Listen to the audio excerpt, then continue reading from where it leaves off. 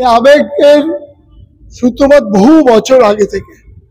বাঙালি মানেই দুর্গাপুজো, আর দুর্গাপুজো মানেই হচ্ছে মানুষের প্রাণ ভরা আনন্দ।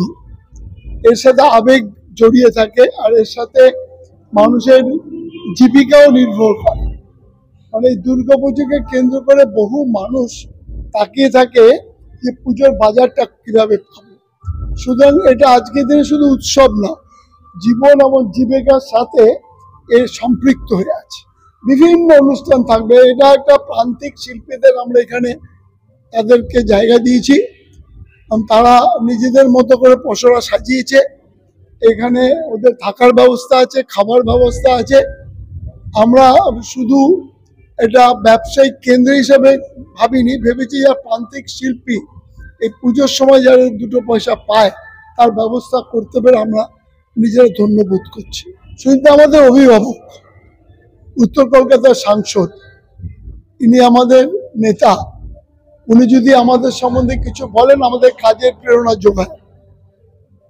শুনতে কার না ভালো লাগে। মেট্রোপলিটন দুর্গা উৎসব হচ্ছে কলকাতার বলতে গেলে বড় উৎসব। আপনি সেখানে উপস্থিত আছেন, আমরা হাত দিয়ে প্রদীপ উজ্জ্বলন, কি বলবো দাদা? একটা অদ্ভুত শারদ উৎসবের উদ্বোধন অন্য কোনো পুজোতে এত বড় আকারে হয় না। এর মঞ্চসজ্জা থেকে, আয়োজন থেকে, এবং এরা যে পুজোর ব্যবস্থা করেন তার বিস্তৃত বিবরণ দিয়ে এরা জানালেন যে মানুষের কাছে তারা পৌঁছতে কি কি উদ্যোগ গ্রহণ করে। জনসেবামূলক কাজেও এরা কাজে অংশগ্রহণ করে। জীবন সাহার উদ্যোগে এই পুজো নিঃসন্দেহে শারদ উৎসবকে অত্যন্ত আনন্দিত করবে, সকলকে আকর্ষিত করবে মানুষকে।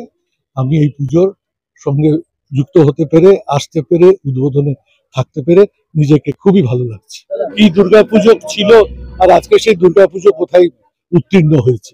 আমি দুর্গাপুজো কার্নিভালের কথা বলেছি, যে সারা পৃথিবীর মানচিত্রে আজকে দুর্গাপুজো উৎসব বিশ্ব উৎসবের মানচিত্রের তালিকায়, ইউনেস্কোর তালিকায় লিপিবদ্ধ হচ্ছে। তো মমতা ব্যানার্জির জন্যই হয়েছে। কে কি বললো তাতে কিছু যায় আসে না। বাংলার পুজো দুর্গাপুজো, আমরা একে যথার্থভাবে পালন করি, এটাই আমাদের শেষ কথা।